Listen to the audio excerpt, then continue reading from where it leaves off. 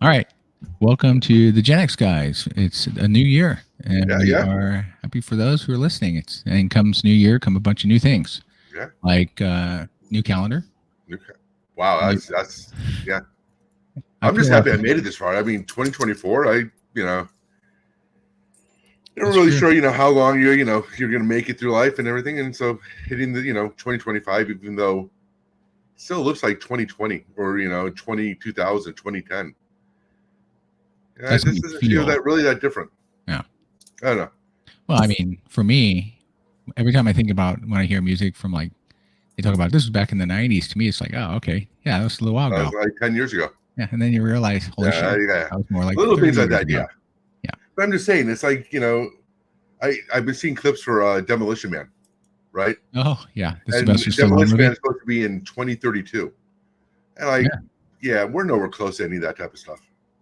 You know? Well, the concept was there was a massive earthquake, right? And that screwed Oh up yeah, yeah, yeah. most of it. So there's still a chance. There's still a chance. But man, it's funny. Like when you Taco watch Bell it, will be the place to eat. That'll be the top right? place to eat, apparently. Yeah, yeah, yeah. That was gourmet food right there. Yeah. So But buy when in you see Taco Bell like stock and you'll get there. when you see some of the stuff that they're doing, like dystopian type society, it's kind of like scary about how we're doing some of those things that they're saying now. Yeah, But that's true. you know, So New Year. hey, New Year, So New we're Year, back to the New Year here. New And Year, New You, right? yeah. No, What not about really. any resolutions? Well, so that's the fun stuff with the New Year, right? So every time you go and the New Year kicks over, there's lots of people do their New Year's resolutions. I don't bother. Neither do I. Um, because it just doesn't I know I'm matter. not going to follow it. Well, yeah, that's true. Why would I set rules for myself that I won't follow? I know I'm just lying to myself if I do that. You know? But the big one I always see, obviously, is the gym, right? The Yeah. gym selling just in the first 2, 3 weeks, maybe there's a massive influx of people who join because their New Year resolution is to get healthy, which is great. You Yeah, don't yeah. necessarily have to go to a gym to achieve that, but everybody does because that's kind of like what's perceived out there that you got to join a gym. And I made a lot of money on that for the over the years. So yeah, I being a personal trainer for about 10 years, yeah. I mean, I don't know how many people came in and bought a package of training and honestly like showed up for the first one and never showed up for another one after that. yeah. I mean, Well, there were more than people. I know people probably think it, but yeah, I mean the being a gym goer for 30, 40 years. Anyway, however long, yeah, you saw those cycles. yeah. Well, and it continues. I mean, usually Yeah. within 3 weeks, it doesn't even get to February. Within about 3 weeks, you're almost back to the levels you were from the consistency from those who go all the time. Yeah. And so, but for those first 3 weeks, it creates a bit of a headache for a lot of the normal people who go because now a bunch of the stuff they're working through is taken up. They got to wait a lot longer. Parking. And everybody goes to the gym consistently or has been Yeah. going for years, to your point, knows full well the ups and downs. So they're Oh yeah. expecting this time period.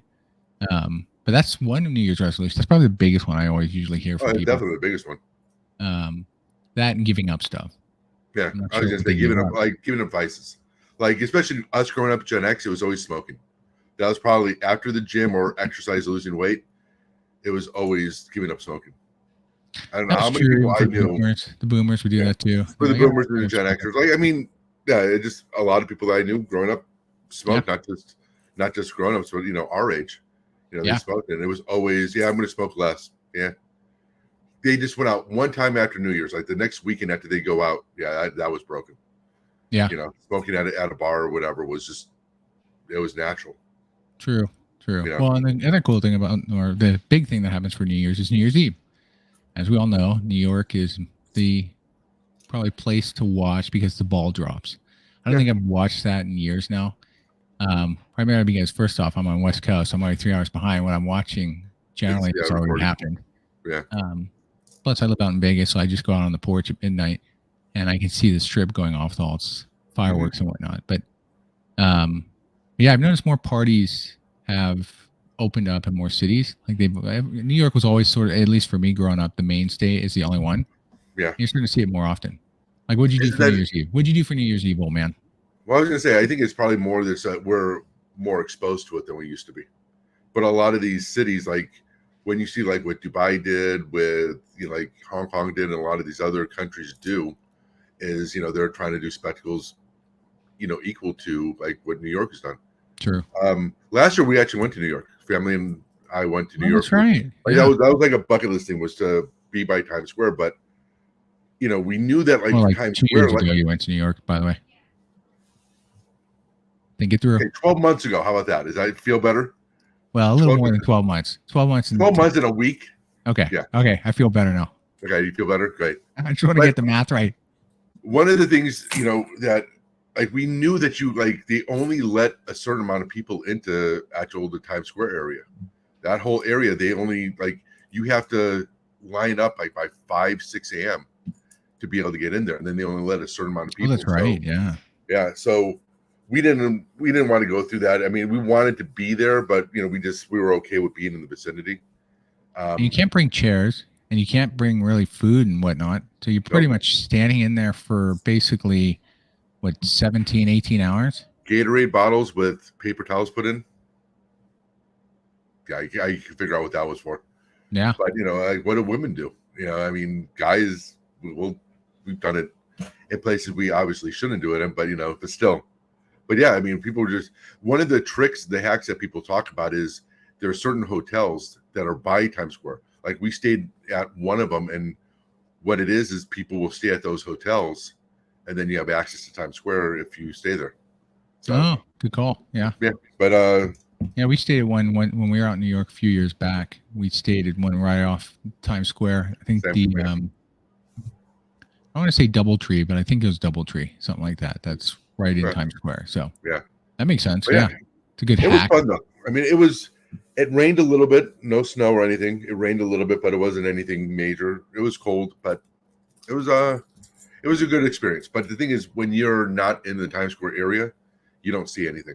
You don't see the ball. Like you can see the ball sitting up, but you don't see it going down or anything like that. And you can hear some of the people performing, but really not much. But this year, the ball go down. You can't really see it. I'm But sure there's it's probably disappearing, but you just don't see it happening from a certain angle. Yeah, from a certain angle. But this year, yeah, nothing really. We went over to my sister-in-law's house and we just played games. Had a cigar and some whiskey, and that was about it. Yeah.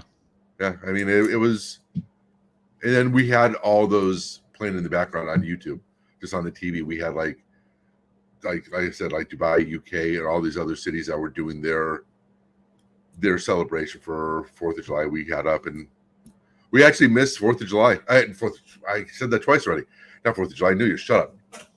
But we actually missed New Year's. Anything. You just weren't really paying attention, and all of a sudden we realized it's like 3 minutes after 12. There you go. Yeah. But yeah, it's also getting older. It's what it is. You've done a lot of it, right? Over time, you tend to do a lot of it. So it's more like when you're young, you love doing those things. When we were back in our 20s and whatnot, 30s, energy was there. I would be excited to go do these things, whether it was in San Francisco, heading down there for New Year's Eve or something else. But, once you have kids and family, there's more at home type events, or to your point, you do a travel somewhere and enjoy it, but you're not going to get into the big crowds anymore. Like we've done Disneyland and Disney World on New Year's. We did that one year. Yeah. Yeah. And I mean, those are crowded, but like now I'm not going to bother with those. Like I've done it. We did California. I think we were in California when New Year's hit. Like it was like, I want to say 6 to 7 years ago they did that. Probably. But it wasn't as crowded as Disneyland, but it was still, it was still pretty crowded. We were by the pier. Yeah. But yeah, I mean, we don't really do that anymore. No, you get older. I guess you just, for some, and some probably still do it who, have more time or still more energy. But for the most part, I agree with you. We stayed here. We have the Vegas Strip we can see from the house. So we can watch the fireworks from here. We don't need to be at the shows. And that thing gets shut down too at a certain point in the day for the whole crowd. So, but I mean, with New Year's, you got New Year's Eve, but also let's not forget football. For New Year's Day, it's usually big day, the big bowls and whatnot. Yeah. And this year we saw Michigan win its first time in a bowl, and since Jim Harbaugh's been in control. And then Washington beat Texas. So that's always off the bowl season. Or the bowl season's already kicked off. I knew Alabama. I mean, I thought Alabama was going to keep up with Michigan. I was actually, they kind of choked it away at the end. Michigan actually almost choked it away, having that punt at the 1 yard line or 2 yard line, wherever they got it. Yeah. I really think. I mean, I wasn't surprised at Washington. I think a lot of people, I think there's like an assumption, the whole Pac-12 or whatever they're in, whatever it's called now, Pac-4. Well, it's the Pac-12 still this year. It's still Pac-12. the Pac-12, but I think a lot of people were surprised by them, but I think that was a good game. I think the Washington Texas one was a better game than the Alabama Michigan. Yeah, well, not to say I am a Ohio State fan, but still. Well, yeah, I mean, every year you also have the Rose Bowl parade leading up that morning, so that's a big event. New Year's Day, people get to, and it's usually the two teams are represented. In this case, was Michigan and Alabama. Yeah. And Michigan being from the conference Big 12, that Big 12, right? Yeah. Something like that. Yeah. There's always Big 10 and Big 12. And I started confusing them over time. Right. But either way, that's normal for the winner of the Big 12 usually to end up in the Rose Bowl against the Pac-12. Yeah. So they didn't quite. That's now the playoffs and whatnot. That kind of changes. Well, the national championship has changed all that. Did you hear what Stephen A. Smith said? That he thinks that the Rose Bowl should be played in SoFi. Did he? Yeah, no, that's just wrong. That's wrong. Yeah. It was one of those ones where a lot of people who, especially pro football players who were, who play, they're like, no, there's something iconic about the Rose Bowl. It doesn't matter if it's a better experience at SoFi or better parking, or I think one of the things is that they're saying like traffic outside of the Rose Bowl is horrendous, but it's one of those things like, no, right. It's iconic. It may not be like, some of the other major stadiums, but still, it's the Rose Bowl itself is iconic. That should never change. Agreed. Yeah. No, I hadn't heard that. I did see something about some people think the national title game should always be played at the Rose Bowl. Yeah. Which is the other side of the story. And I'm like, okay, that one I could see because the Rose Bowl is the oldest of all. Yeah. But it's about money. They want the highest amount of seating too, which obviously the Coliseum holds quite a bit of people. Right. It's not small by any scale. No. But they also want to, it makes sense money-wise. They can get more money, TV rights and whatnot by shifting it and giving it to one where it would, I mean, it's not like the NCAA operates anyway based on tradition. They may throw tradition out there, but they don't. It's all about money. So it's one big joke. But that being said, I mean, now you have Michigan against Washington coming up Monday, actually, since we're recording this on a Saturday. And what's your take? Try not to be the Ohio State diehard. I want Washington to win. Well, then, okay, so you're going to pick Washington? Well, there's also, honestly, there's always the being from the West Coast, or, even though I was born in the Midwest, in Ohio, Ohio State, Michigan country, that whole area. But growing up here, there's always that bias that, like, against West Coast football, right? No matter how good, like, in the past, like USC, UCLA has been, even, the good years for Oregon, which, they're still good. I'm not saying they're not, but, there's always that, they're like second class. So I'd like to see a West Coast team win. The last time Pac-12 won a national title was 2004. Wow. See? And that was USC with Reggie Bush, Leinart, Reggie Bush, that team. Yeah. And it got vacated, which don't even get me started on that stupidity. Yeah. Like, they vacated because one dude got like a car potentially, but that didn't change how he played on the field. That didn't change the college he went to. Nope. That didn't change the team's performance. I mean, Reggie Bush is a Heisman Trophy winner, and they won the national title. So it is what it is. But yeah, it's been 20 years. So, so that, I mean, of course, I don't want to see Michigan win, but that's a given. I mean, there's of course the whole idea of the scandal, which I'm like, it almost seems like, whenever a team has success, people want to look for reasons why they have success. I mean, as much as I hated, Michigan's a stacked team. I mean, they are. They're going to lose a lot of players to the draft this year. Yeah, but they are a stacked team, and I think Harbaugh is, as much as he had issues in the beginning of his tenure at Michigan, I think he's grown as a coach. We saw him, being obviously 49er fans, especially with you with your hat, but we saw him with the 49ers, and I don't know, there was always something lacking about him as a head coach.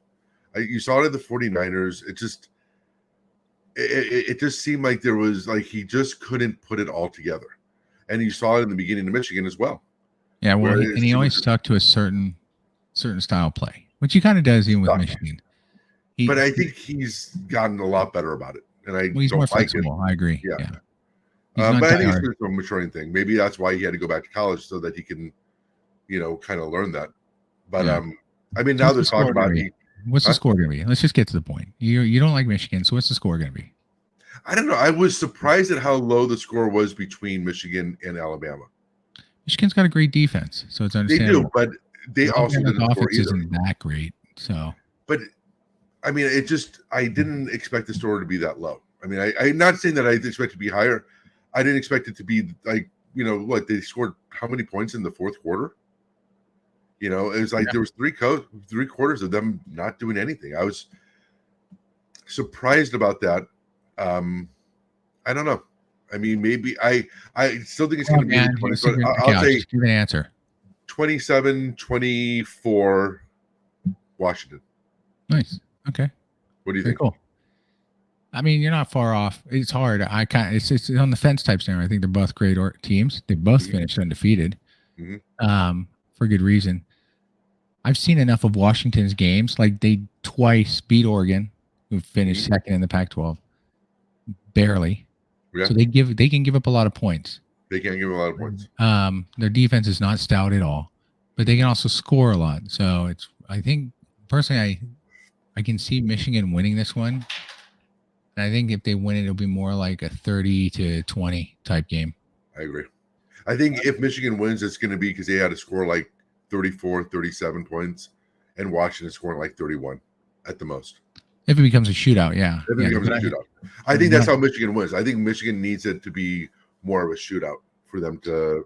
But even then, they did hold on for with Alabama, and it wasn't a shootout. So we'll see.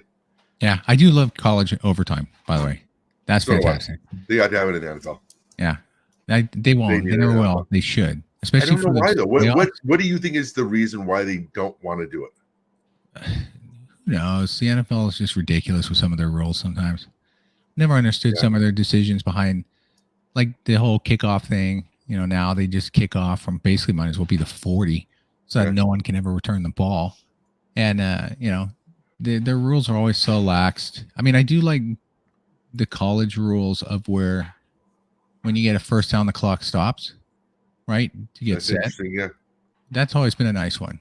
Yeah. The 1 foot in rule. No, I like the 2 feet in. So I'm fine with on that. But I don't know why they won't do that. Like they were hard pushed to even do the current overtime rule.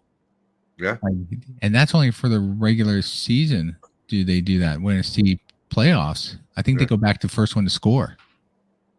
Which is stupid. So, which was the whole complaint a couple years ago when the Bills and Chiefs were just firing left and right, touchdown after touchdown, and went into overtime.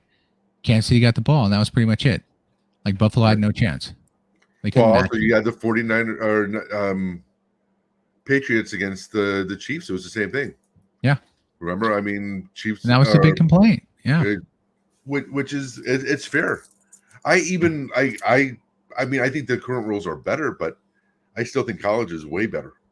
Yeah. Like the college whole thing of like everybody gets a chance. It's like, no, it's because again, one play can end it. And there is no way of returning. It's like, I understand that, give them a chance to score a touchdown, but make them have to score a touchdown instead of just a field goal, which I agree with, but it's still, I don't think it's enough. I don't. There's a lot of things that NFL does that I'm sure they have reasoning behind it, tied to money. Oh, it's all tied to money. That's a fact. It's like the whole thing with safety for quarterbacks. It's not about safety for quarterbacks. They just know that if Mahomes or other big name gets hurt, it's bad look for the league, and it can hurt revenue because you're not going to have that marquee matchup. Nobody wants to see the Chiefs backup play against, the Buffalo backup because it means that, the Thursday night game or other primetime game they have is not going to get the viewership. Yep. Well, it's just like the overall rules to your point are more offensive driven. Like they want scoring. Like they don't want one of those games earlier this year where it was 6-0. Right, like they don't want that. Well, that was a horrible. That had nothing to do with rules. I was just that's just horrible Patriots team who scored nothing, Yep. against I can't believe I'm blanking, but whoever the team was, they ended up losing 6-0. Yeah. Horrible game by both. I think it was the Chargers actually. Yeah. But that said, the rules are based on that. I mean, I always get a kick out of the fact that when it's pass interference, it's spot where the pass interference happened. So it can be, 5 yards in, 40 yards in, wherever it is. And they get the ball right there. First down.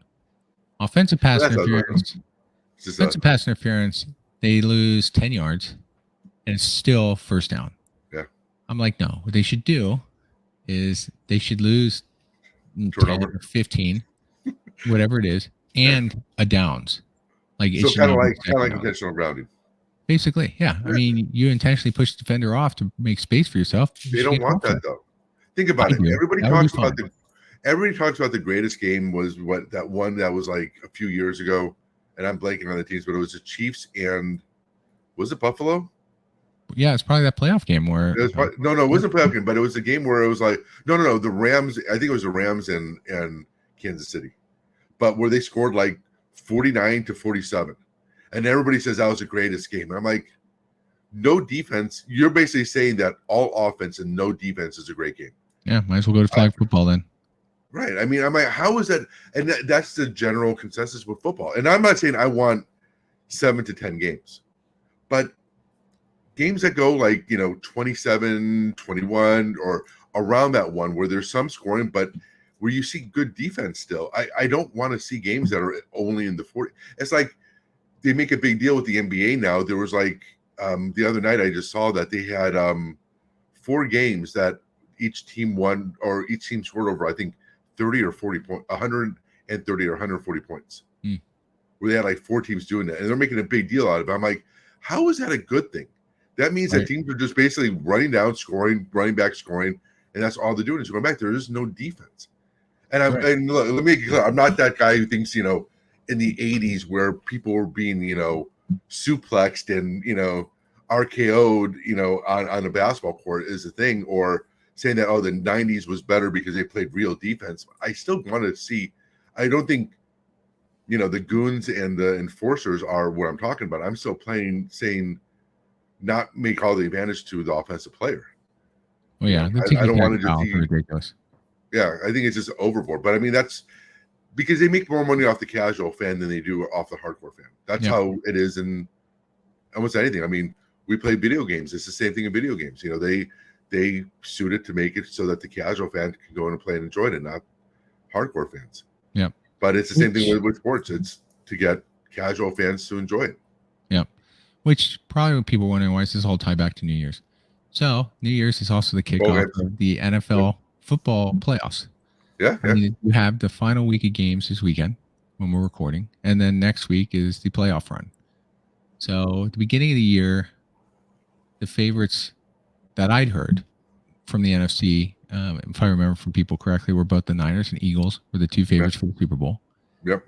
The AFC, Buffalo was one, of course, along with Kansas City, of course, and that was really the top 2. Then you had the second tier where they brought in Baltimore, right? Brought in, well, I don't think they brought in Miami, but Cincinnati was the other one. Cincinnati was definitely, I would say actually Cincinnati was like up there with them. Probably, yeah. But they're definitely like, I think if you have the top 3 to 5 teams, I think a favorite to be able to go to the Super Bowl was Cincinnati.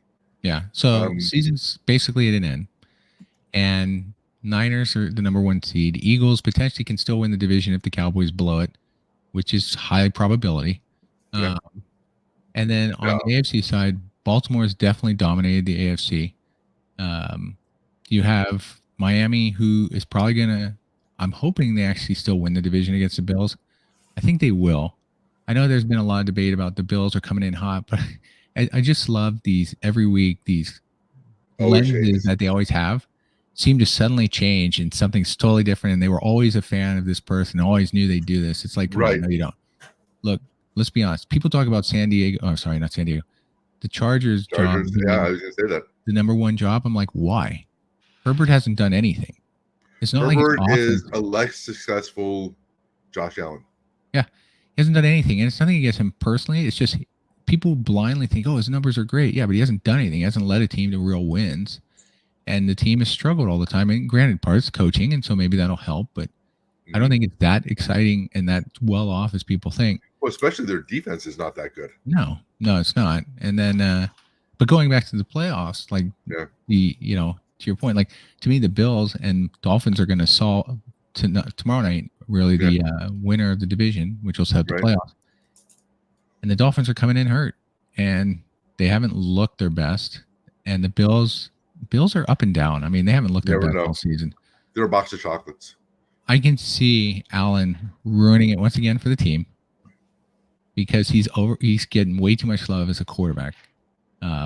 He's more of a gunslinger to me, and he's just a big body who can run, and that's good. But if the game is on the line, he is not who comes to my mind at all to be close to being my starter. No. Like, he will lose it for me. He won't win. He still is a top tier quarterback, but he's a top 5. But I wouldn't. He's not one like. It's funny because he always talk about what quarterbacks are untouchable, right? Like right now, like Mahomes is by far and Jackson is, Mahomes is. There's a few quarterbacks that are untouchable, and they're already putting CJ Stroud in that thing right there. I'm like, well, he's a rookie. He had a great year. They love to do that every year. They pick do that every year. Young guy and throw him in there and say he's the best, or he's like Herbert. They had Herbert in that. After his first year, he was elite. He was up there with Mahomes and everybody else. Well, yeah, like basketball, Wembayama, generational talent. They said 4 years ago, Zion was a generational talent. So they throw these words around pretty easily without any real. Well, they need the hype. They want the clicks. And now they get people to watch. I agree. Yeah. But I think like the one that's funny is on the opposite side of that is, have you like with Jalen Hurts? All of a sudden now his leadership is questioned. That is he a problem in the locker room? You read these reports. Brown. Brown is more the challenge in the locker room. I was hearing. No, I'm not saying no. But I'm just saying you hear that about Jalen Hurts now, where you saw some reports about that, and I don't believe in it. I mean, it's the one thing that you always heard is that he's a good leader and people respect him and they're okay with him. From college to pro. Yeah. Totally agree. But again, like you said, as fast as they'll turn on them, it's like just that long ago, the Eagles were the team to beat in the NFC. And now we'll see how they are. But it's the hyperbole. It's that whole thing, but one that's happening every week. Everybody hypes up with number one. All right. That's why they tend to lose me listening to a lot of these where it's like, any of those shows. I like to listen on occasion, but I get tired. Like I like Dan Patrick because he's pretty much straight down the road. He throws out exactly those things. Whereas you have a Stephen A. and his show where it's all built on, I just got to continue to drive a narrative to get people to watch. And I get that. It's part of what you just like the most out of the big ones. Who is your least favorite? What are the big ones? Well, I mean, I don't watch Skip Bayless. He's a joke. I don't like. He's one of the ones. What's his name? Nick. Nick Wright. Yeah, Nick Wright. I don't like him. Yeah, he's the one on Fox. By the way, they're both on Fox Radio. Are they okay? And then Colin Cowherd, I don't like either. Yep, another Fox Radio. Any of the ones that flip every week. Yeah. And also like they bring in their own. They have their own personal philosophy. Cowherd really does it. Nick does it. There are a lot of them who bring in this thing like Cowherd has this thing like how he doesn't like Purdy. Have you heard why he doesn't like Purdy? Yeah, I have. Because he wears the hat backwards and he's like a frat boy. It's stupid. I don't like that out of my quarterbacks. Dan Patrick makes fun of him all the time when he has him on because he says that's the dumbest thing ever. I mean, I don't disagree that the franchise quarterback is the face of it and they need to present themselves, but I'm like, just because he has his hat backwards and he's not ready for this role. Yeah. So, can you just give him maybe a little bit of time to get used to it and kind of mature into it? But again, having his hat backwards, I remember Brady wearing a hat backwards sometimes. I mean, to your point, like that's like, first off, they all have to have opinions and that's why they're getting paid and that's why they have these big shows. And I get it. Yeah. But at the same time, that's why the shows become tiring fast. Because if you can't maintain a balance and all we see is you're constantly up and down wishy-washy, and you're readjusting what's happening to fit a narrative you want to tell. It just gets tiresome after a while. Like, you can't keep hearing that. One of the funny ones is that you have Shannon Sharp and Ocho Cinco doing theirs. Oh, that could be podcast? funny. Yeah, they're podcasts that they try to make out to be like a sports talk show. Yeah. Which is fine. It's a different medium, right? Pat Williams, who's created a big shitstorm. Oh man. Not to get into that. We can talk. Not to get into that because I don't know enough about the background, but yeah.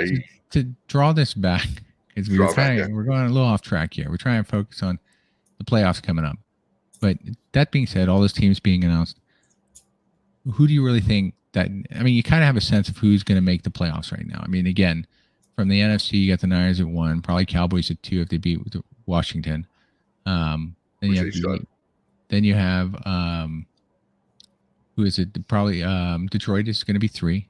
Yep. And followed by whoever wins the South, which Tampa or Saints most likely. Yeah. And then, of course, the Cowboys are in, the Rams are in, and then there's one final spot that the Packers can get if they win against Chicago. But I'd love to see Chicago beat them. And it's just, so really, that's just the last playoff team to get in. I still think at this point right now, the NFC is 49ers, Cowboys, Lions. That's my 1, 2, 3. And the only team the NFC title game. I can 100% the 49ers. And I haven't really seen how the brackets would be lined up because I don't think they got to that point yet. But no, not yet. Not till after this week. I don't know. I want Detroit. I want Detroit over any other team. I mean, other team that I don't follow, like other than the Browns and the 49ers. I don't know. I mean, those are the two. I can see it being the Cowboys just because they kind of been there, more experienced. But then again, you never know with the Cowboys. You don't know what team you're going to get. But I think Detroit is still like with Campbell. They don't have that experience. They don't. I mean, Goff has been there. Obviously, he's been to the Super Bowl. But the rest of the team, you could see, and like even like a Lions fan that I'm friends with, he just doesn't know, like, are they going to be able to be up for the moment? So I could see Detroit and the 49ers being there, but I just don't know. I mean, I could see it being 49ers, Cowboys, and I don't know. I think the Cowboys are one of those teams where once you really start punching them in the mouth, that they don't have an answer for it. When you're able to go blow for blow with them, they fold. And I unfortunately kind of see Detroit being the same way. I don't know if they're going to be able to. If the standings hold up the way they are, your games would most likely be Cowboys against, say, the Packers. Say the Packers win, right? And Cowboys finish 2. Cowboys against the Packers the first weekend, which is a nice sort of traditional, not historic, but you sort of rivalry you've seen plenty of times in playoffs before. Right. And then you'd have Detroit most likely facing the Rams, which should be interesting, but I think Detroit would get that one. And then, of course, Tampa right now, say they went out against Philly, which I could see Philly coming in and winning that one. Yeah. So I could see your final 4 being, well, I didn't say who would win, actually, the other games. Philly's the only one I said would win, and Detroit. The Cowboys, they should beat the Packers, but to your point, and they are at home, if the Packers get there. If it's the Seahawks who get there, I'm a bit more concerned because they play more of another team. You don't know what you're going to get. Right, exactly. So, and the Seahawks have come in and surprised Cowboys before. But if all things hold true, say the top, at least the first 3 get in, then you most likely see a Cowboy-Detroit second round game, and then the Niners, say Eagles in San Francisco or Santa Clara or whatever. And that's the one thing I think, for this year that I've noticed is that matchups is more important than just saying, oh, this team should beat this team because they have a better record. Right. I think like certain teams just can't beat other teams just because of the matchups. I think there are very few teams that are balanced, and like 49ers are definitely one of those. The Ravens 100% are one of those, and I think those are the teams that are just constantly winning. And those other teams like Dallas, I just and Philadelphia and Detroit and all them, it's like you just have to see like who are they going to match up against. About how you're going to do it. Like you said, I can see the Eagles winning or losing. It just depends on the matchup. Yeah, agreed. And then of course for the so I would say to your point, Like I see the Niners getting to the Super Bowl to represent the NFC. For the AFC, it's almost pretty much set. I mean, I think there's still 2 open spots really. There's the AFC South, and then there's the whole thing The with final the wild card spot too, because if Buffalo wins, they win the division. Miami drops to wild card. Right. Buffalo loses, they may not be in the playoffs. And Pittsburgh wins. Yeah. Pittsburgh could sneak in because Indianapolis and Houston are going to play each other, so one of them's going to lose. And if they tie, it still doesn't benefit them. Like Pittsburgh needs to win to get in. But you got Baltimore at 1, obviously, so they're sitting the first week. Right now, you have the Dolphins 2, technically, and if they win, say again, if everything plays out and they win, then they stay at 2. Chiefs would be 3. 4, if Jacksonville wins, will get their division again. They'll be 4. And then you got the Browns sitting at 5. That's not changing at all. And then say Colts, Texans, who wins that one? Actually, Colts, Texans, I take that back. They could be the final wild card team or one of. If the Colts, I would say the Colts will probably win that game. Yeah. And then I think the Steelers will win theirs, and it'll be Colts and Steelers in that order. So that means Steelers would face the Dolphins.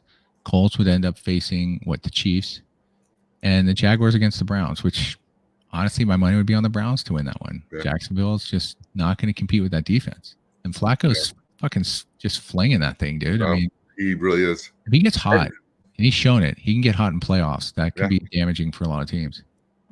I think what's going to hurt the Browns, and even though I'd love to see them go in, but we have too many. We just don't have enough depth. Yeah, no, you guys. And I think when it comes to teams like those earlier teams in the playoffs, we'll be fine against. But even though we did beat the Ravens earlier this year, we're still missing too many major pieces. We lost, one of our other linebackers just recently to IR. Like, honestly, 30% of our payroll's on IR. And they're all like... I mean, you could conceivably, in the second round, the divisional round, end up facing the Ravens. Yeah. Because you would be that lowest seed. And the thing is, I honestly think, and it pains me to say it, it's Ravens, and I don't think anybody's, coming close to them right now. I don't care about how hot Buffalo is. The Ravens will destroy them. Yeah. I would say this, though. I would pump the brakes a bit on Baltimore being a guarantee into the Super Bowl. Really? Lamar Jackson has struggled in cost games in playoffs.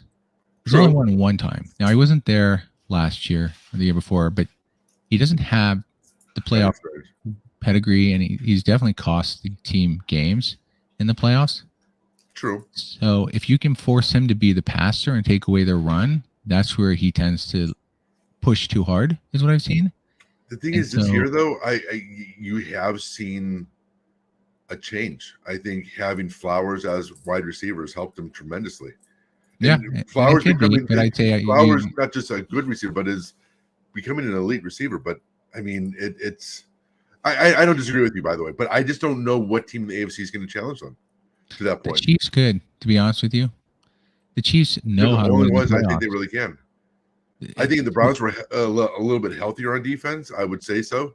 Like if we had 2 or 3 of our starters, healthy, then yeah. But I don't know. I mean, we'll have to see. To be honest with you, the Chiefs could pull off a run that the Niners did back in 88, 89, where they were just 6-5 at one point, finished off 10-6, played all their games on the road, won them all, and got to the Super Bowl where they won it as well because they had the experience. They had Joe Montana. But the only downside where I agree with you related to the Chiefs that they have the potential, but their biggest problem this year has been the receiving core can't catch a fucking ball. No. Dropped way too many passes. Let me ask you something. Are you surprised at how what am I thinking? How they seem to not be holding it together through adversity? Yeah, they've never faced it before. And I mean, I'm not going to be one of those who doesn't think that Mahomes is still not the best quarterback in the NFL, because he is by far. Even when Jackson gets the MVP, it's still Mahomes is number 1. But I'm really surprised at how he is just losing it. And people say it's justified. I'm like, it doesn't matter. Quarterbacks, there is no justification for a quarterback to act that way. And I'm kind of surprised at that, because it doesn't matter if his receivers are dropping the ball. I mean, you're the leader. You have to be above that. If you want to be that if you want to be on that Mount Rushmore quarterbacks, you have to be that leader. You Right. can't lose it. Yeah. And again, I'm not saying not justified, but I'm surprised at how he's reacted, and even kind of how Reed has been acting, for the most part. But it just, I mean, like it's that different. call, Yeah. I mean, obviously the offsides call, which is hilarious, but which how was they clear as reacted to it, day. Which was clear as day. It was the correct call. they just didn't like it. Oh, you Yeah. never called it. It doesn't matter. Yeah. I think Well, that's BS to say that, but yeah, I mean, if the I'm refs were kind to of surprised call at how they're everything losing. legit, then they'd be calling holding on every cornerback every time. Oh, even on the offensive line. Yeah. And the offense holds all the time. The one I love, not to derail too much, is, to your point, is like the Philadelphia Eagles left tackle. Every time it's a passing play, he jumps before the ball snapped. Jumps every time. You know it. And The most refs of the still don't time, call it. most of the time, his timing's perfect. Honestly, when they actually showed it, most of the time it is. But that means that you still have 50 snaps. So even if it's even if it's 90% of the time, that means that there's 5 false starts that they're not calling that Yeah. they should have. Yeah. But I think right now they're giving him benefit of the doubt.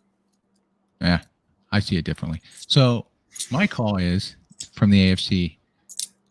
Is as much as I said all that stuff about Baltimore, I still see Baltimore probably getting there. It'll be a Baltimore as Niners, which will be interesting because Baltimore came to San Francisco, beat them down. Although I think San Francisco, a lot of it was just dumb luck in some cases, because tip passes that somehow flew directly to another defender are just impressive. And I think they overstated too much, a little bit more than Baltimore, like just beat down the Niners. Not so much. But the Niners didn't play their best game, which because Baltimore made them not play their best game. So I also think that, I think Baltimore came in with a much bigger attitude because they did, because they were down. 49ers were like a touchdown favorite. Yeah. Like they didn't give understandable, Baltimore a chance, Right. which And could hurt them. Yeah. Because they may have shot their load in the regular season, and then the 49ers are more ready for it coming into like a Super Bowl matchup. yeah, as long as Shanahan doesn't forget to play the game the same way all the way through 4 quarters, Yeah. we'll be fine. So who do you think will make it out of the AFC? Oh, I think Ravens. Yeah. I So think Niners are the- Ravens is probably what we're looking at, but we'll see how the playoffs go. I mean, I think that the Ravens are the team to beat in the NFL right now. Especially how they handle the 49ers and how they handle the Dolphins. I mean, that Dolphins. I mean, the team, Dolphins are overrated. They are, but I'm just still especially saying. on the road. I mean, they got destroyed by Baltimore on the road. But that's what I mean. It's like I think that the only 2 teams I can see handling the Ravens is the 49ers and the Cowboys. And mainly the Cowboys because of the defense. That's the only reason I'm saying that, but I don't know if their offense can. I don't know. Yeah. The Cowboys are always a variable, but I'm just saying I think the Cowboys could handle them if they got there. Possibly. But I will say this year, the AFC North, who the Niners faced, won 3 out of 4 against the Niners. That's 3 of their losses were against the AFC North. And did you see that like the Browns are sitting all our starters. We're sitting all our starters. Like nobody's As you playing. should, because there's no purpose. You play next week. If the Bengals beat them, it'll be the first time in 88 years all 4 teams were over 500. Which is something that I was going to kind of bring up as a little side thing. So one of the misleading things about that stat is that how many times did that happen when a team was 8-8, where a team didn't have a losing record, but now you have the extra game so they can win. Yeah. Where if this was, years in the past, they're right now the Bengals are 8-8. So if they win, they're 9. But if this was years past, they would not have had a winning record. No, I agree. But still, it's still impressive. It's still what it is. But which always sucks. Like my sons and I talk about, it's like, of course, like the best year that the Browns have had in like even the playoff run and so on. Of course, the AFC North is still the best team in the NFL. It just, but so last thing for New Year's, going back to New Year's. So we talked about playoffs, which all kick off in the new year, which is always exciting. It's also a bummer because football's almost over. Yeah, but it's a give and take. Yeah. But the other thing about New Year's, especially this 2024, is every 4 years we get the lucky excitement of a presidential election. So it's also a leap year. It's also a leap year. which always falls in line with the presidential election season too. Total So it's Armageddon. going to be this is one of those years where it's going to be very interesting. Not that I want to dig into politics, but the point being, like, this year is going to introduce once again the circus we call the presidential campaign. Yeah. And it gets worse every time. Yeah. It's going to be just as bad as last year because it's going to be the same two candidates. It's been already bad. Dumb and dumber. The precursor was fantastic leading up to this. But you got that going for you. So for those who are excited about a presidential election, I'm not. I would expect most people aren't. Most people would be because look at your options. Again, Dumb and Dumber. I'm sorry, but they're both. Yeah. I don't want to hear like. Actually, it's grumpy old men. Grumpy old men is probably the better way of looking at it. Like neither one. Biden doesn't even know what's going on half the time. It appears. Again, based on what he says and what I've seen, on his live feeds and everything. Anybody that thinks that he's in full mental capacity is lying to himself. His wife's a doctor. Pull it together, people. Yeah. And then as far as Trump goes, I do laugh at the states trying to keep him off the ballot, which basically would negate his chances. Although it's the states he wouldn't win anyway as a Republican candidate, most likely. Yeah. But regardless, like, that's just funny as shit because he just, in no way is he like president material, never was. Didn't actually do. I mean, it's hard to say because I wouldn't say presidents recently have done really great jobs as it is anyway. So you can't really say he was the worst because he did some things that generated some value. Yeah, I agree. I agree with that. I know, and my issue is and how he acts and who he works with. That's the main issue that I have. And his mental capacity, thinking he's a freaking leader. He's the ruler, not the president. The ruler of the United States is the problem. Honestly, that is my biggest problem with him. Is I think that I have many problems, but that's that's probably the primary. Is his arrogance and his wrong way of handling things. I've always seen that the president should be a figurehead. They should represent the country. They should be the figurehead. They should represent the country. They should set the tone for the country. Like, you could say whether you like Bush Jr. or not. But he did well when the country needed him. Like during the time after 9/11, and you can say whatever you want about it. I'm not saying that. I'm just talking about his leadership was there. Like, he did what he was supposed to do. And I don't think, and I think we haven't had that in a long time. I think, even Obama was better than that than these last two presidents. Yep. And actually, Obama was an orator. But again, he was presidential. And I think that's the one thing I don't see with either one of these two, that they don't give that confidence of being presidential. And look, again, we can go back and forth. Yeah, but there's really no one in the field that gives that feeling. No. Like, it's definitely not. Haley, no. I think Christie's still trying. But yeah, the only one, none of them do. The only one, and again, the other part is like, you can bring up somebody that you kind of support, and people would want to only go after the negatives. They don't want to have a discussion about it or try to find, because people want to make sure that they're affirmed and they hear yes, instead of actually trying to find out the best one. But like, and on the Democrat side, they basically even said, if Biden wants to run again, that's all we're doing. And I don't understand how Democrats can be okay with that. Why shouldn't the incumbent be, especially with a rating of in the 30s? Why shouldn't they have people to go up against him? And again, I think he has some issues still, but like Robert Kennedy Jr. Yeah. I don't think he's that bad. I actually, there are some interesting things about him that I've listened to. But then again, I have a feeling that we know who's being groomed on the Democrat side, and I think they're just waiting for his time to come. But 100% has been Gavin Newsom for 20 years. Yep, he's been groomed for this forever. Yeah, but Newsom's not going to get it. So it's a new year. It's a presidential election year, congressional changes, all that stuff. So at the beginning of the year here, let's make our guess. You don't need to know who the candidate is. Who's going to win it?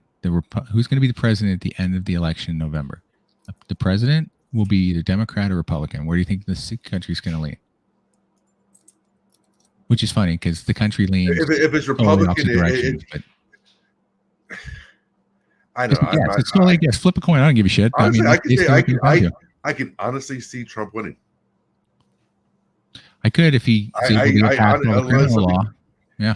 Yeah, because I think something can happen with Biden that causes people to like something easily can happen with Biden. His health. I mean, come on, we're talking 10 months from 9 months from now, right? For the election to happen. 10 months. 10 months. It's November. 10 months, yeah. I forgot what month it was. First of the year, dude. Both together. We're literally in the first month of a new year. He's old. I mean, not just old, but he's like he can go at any time. But I mean, what I mean is something can happen to him where he could slip and look. Sorry, no joking, but we've all been around elderly people. He could, and he's already fallen. He breaks his hip and he's going to be hospitalized permanently. I mean, anything can happen to the guy. Yeah, I mean, it could be minor. It doesn't mean that he has to have a heart attack, but a slip or something like that could happen. A little accident at his age, with the amount that even though they manage his time, anything can happen to him. Right, and to be fair, I mean, you try not to I try not to look at anybody. It's hard because almost everything becomes personal. Like your personal feelings towards certain things will always play into it. You don't look at it logistically or logically, which you should, which is hard because to do that, we'd have to pull emotion out of everything, and no one can pull emotion out of anything. Yeah. So that aside, like with Biden, my challenges with him are many, but I would say this: I try to always look at him from how is he doing in his job, less about how I see him personally. Because what I see him personally, I see is a man who's barely able to keep it together, who I feel like is being forced to run again because they know they don't have anyone else, and that might be their best shot if Trump gets in there because he beat him before. And he's not he's in the twilight of his years. Obviously, he's in his 80s, and it's like he should be able to retire and enjoy his time.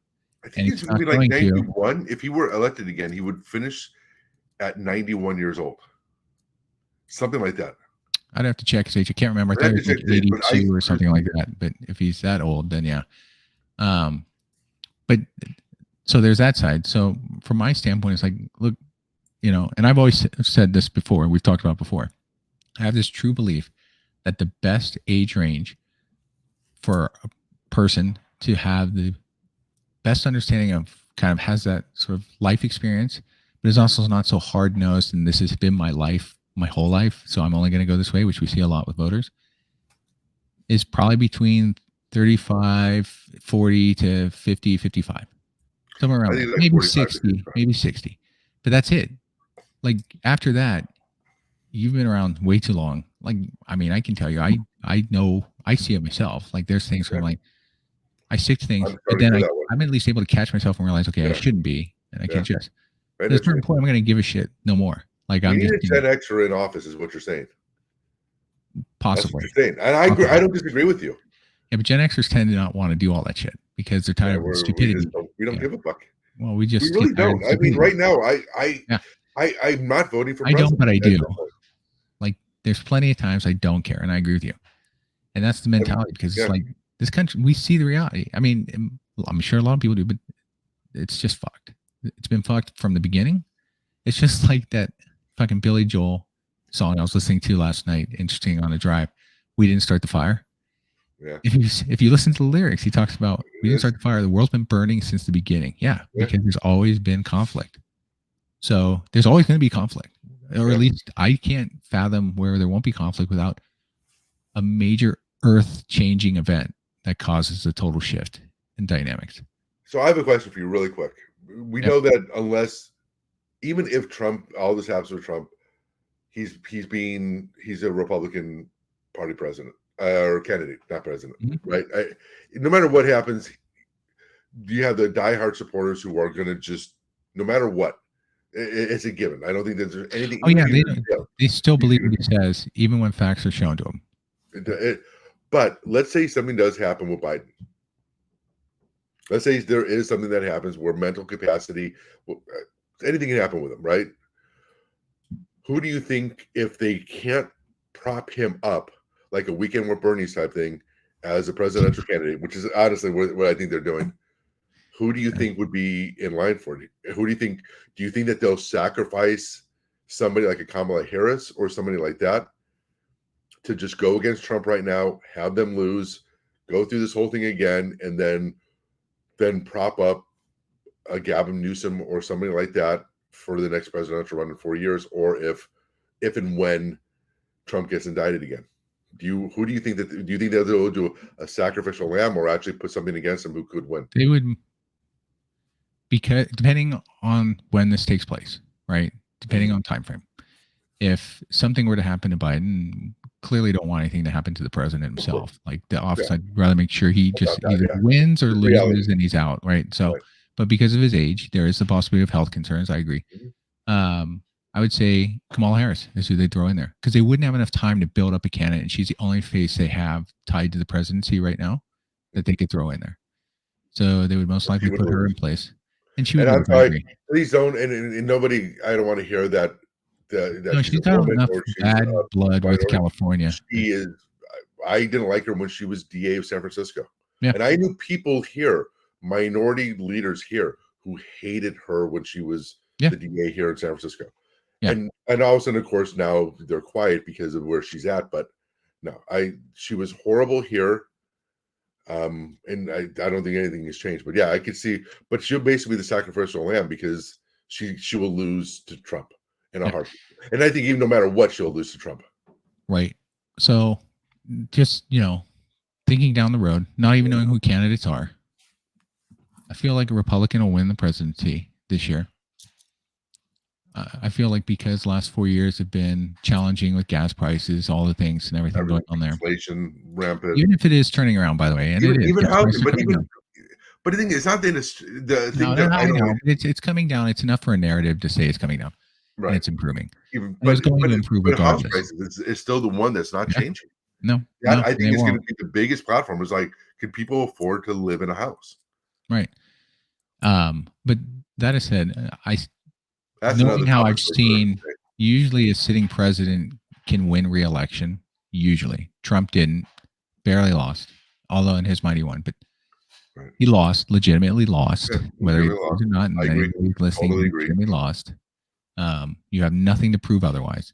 Yeah. And that said, I think, sitting presidents, like I said, generally win a second term. I think we can see back-to-backs where they don't win second terms. Like Biden just doesn't do it. I think the country now is at a point where they're just flip-flopping all the time. Like they're just bitter about everything. And so depending on at that point in time when they're voting, depending on what's most important to you, to your point, housing, something on education, whatever it is, jobs, you don't have jobs, whatever it is. If you feel it's that side of the, aisle, basically, then you're going to kick them out. And that tends to happen. So I think it just doesn't happen as frequently, but I feel like there's going to be a trend where it's going to happen more frequently. Yeah. And so I wouldn't be surprised if Democrats lose that. They'll still not control the House, but I think they'll still maintain the Senate. And so to create some balance there. And actually, they would, unless they hold right now, the only reason why they control the Senate is because they don't control the presidency.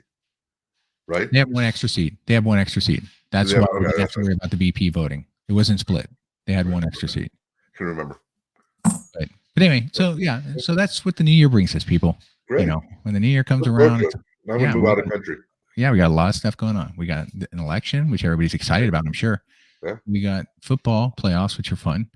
You're gonna have other things. Baseball's gonna start this year, and so and of course, hopefully everybody has a good New Year's. Yeah, whatever.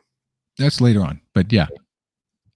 New year, new possibilities, but yeah, exactly. I think just being bitter Gen Xers that we are it's going to be no different than last year. It's going to go fast. As you get older, years go by quicker. So it's going to be a fun ride fast here. Yeah, no time will be 2025. Exactly. Yeah. All right, everyone. Yeah. Thanks for once again listening. We appreciate everybody joining and listening to the show, and hopefully you found something fun in here. And leave notes or comments if you can. Or just don't say anything. Whatever. Yeah. All right. Everybody have a good week. Talk to you soon. Yeah. See you later.